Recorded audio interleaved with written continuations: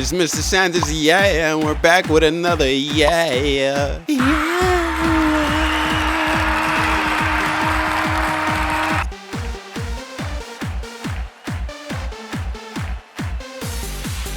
Today we're going to be talking about how to set goals as a content creator. And we're just going to jump right into it. I don't even... So, over the New Year's / Christmas break, I took a big break. No beats, no videos, no nothing. Laid around, play video games, slacking.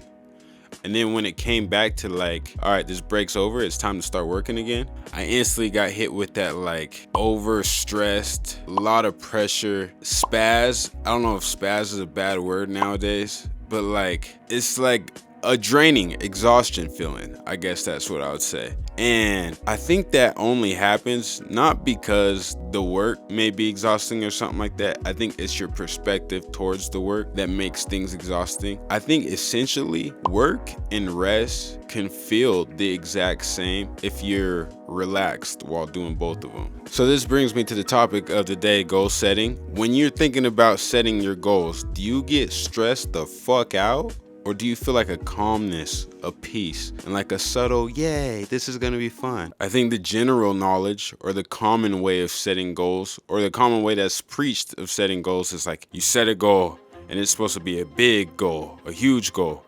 And then after that, you set that goal is not even big enough. You gotta set a bigger goal than that because you gotta think huge.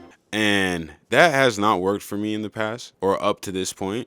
Also, the vision board goals, I want this car, I want this house, I want this amount of views, I want this subscriber count.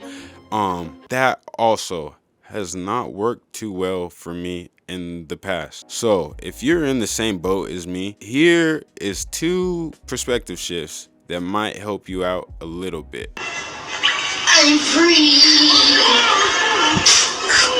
So the first concept is redemptive work, and I got this term from... We discovered this thing called redemptive work. He had this concept of redemptive work, and I don't use the term redemptive that much in my life. So I'm gonna go with just gift giving. That's the way he kind of broke it down, is giving gifts to people. Normally, when you're thinking of content, it's how much can I get from other people? How many views can I get? How much monetization can I get? How much can I get from other people? And I think that's a mental loop where you might get too caught up in analytics and stuff like that. But with this shift in perspective, gift giving, your content's just a gift to people that enjoy it. And I think this focuses you also in a correct way to where you're thinking of people versus you're thinking of algorithm and robot.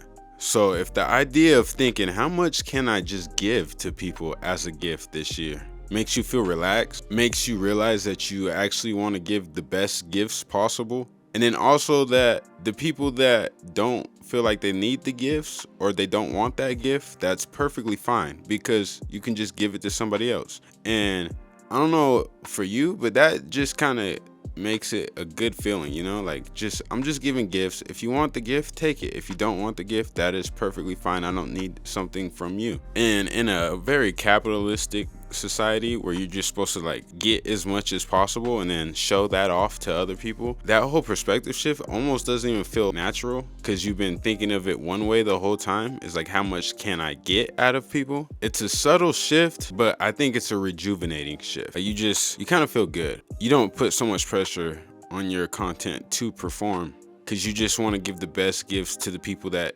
accept the gift. And if that's 1,000 people that like the gift, then it's 1,000 people that like the gift. If it's 200,000 people that like the gift, then it's 200,000 people that like the gift.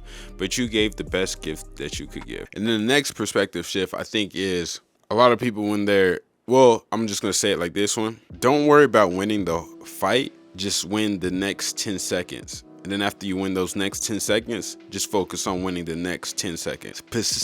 Specifically, I'm trying to paraphrase a coach named Coach Barry Robinson. Anyways, it's the same concept of eating an elephant. You eat it one bite at a time. So we all know that. But I think the difference is, or the key point that I'm trying to convey with this one is, a lot of us are where we're at in life because self-sabotaging. Like, you consciously want to go somewhere, but your subconscious is comfortable with where you're at or what you're doing and the way things are right now. So you'll set these big goals, and like for a glimpse, you'll get excited and stuff like that. But then in the background of your mind, you're subconsciously like self-sabotaging your own efforts. And in ways I do that, I think it's like, yeah, I create content and I want to be a content creator and I want to get views and all that. But I think in the back of my mind, there's a certain amount of views that starts to get scary. Like 100,000, 200, 500, a million, like a million people looking at you and stuff like that. Those views count start to scare me a little bit. And I think I've purposely held back without knowing it so much because of the fear. And I think other people have different fears that they don't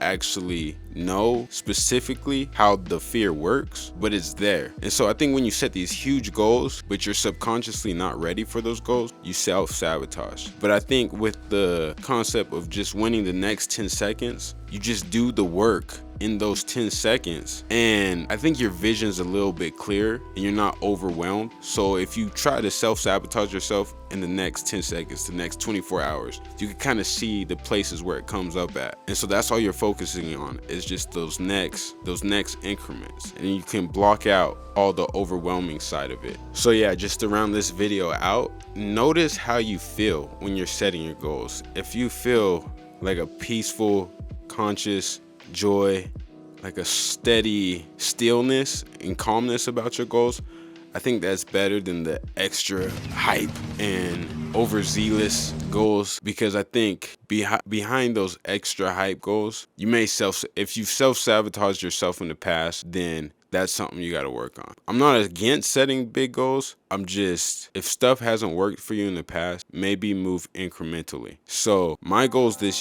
all of my goals this year only deal with reps. A certain amount of YouTube videos, a certain amount of music, a certain amount of beats made, and it's just a certain amount of reps that I can control. Now, if I had a goal of like view count or subscriber count or stuff like that, I think me personally, I'll get too caught up in analytics and each video's performance, and I'll start to get in my own way because I'll be thinking too far ahead, too focused on the performance of each one and worrying about too much other stuff. But I can do the reps, and I know I could do that. So that's my biggest focus this year, is just a certain amount of repetitions. So I guess the whole moral of the story is tailor your goals for you.